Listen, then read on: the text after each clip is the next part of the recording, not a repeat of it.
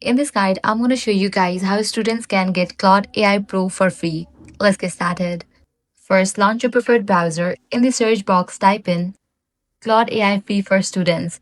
With that, different website links will appear. Navigate to this one website, Education Claude by Anthropic.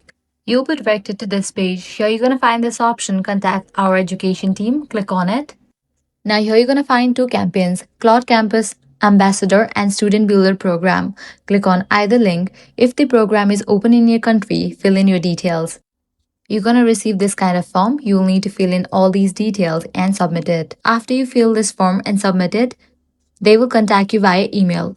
In my case, this program has already been closed, but it might be available for you. Both options are great ways for students to get free access to Claude AI. So that's a wrap for this video. This is how you can easily get access to Claude AI for free as a student. If this guide helped you out, do not forget to like, share and subscribe. Thanks for watching.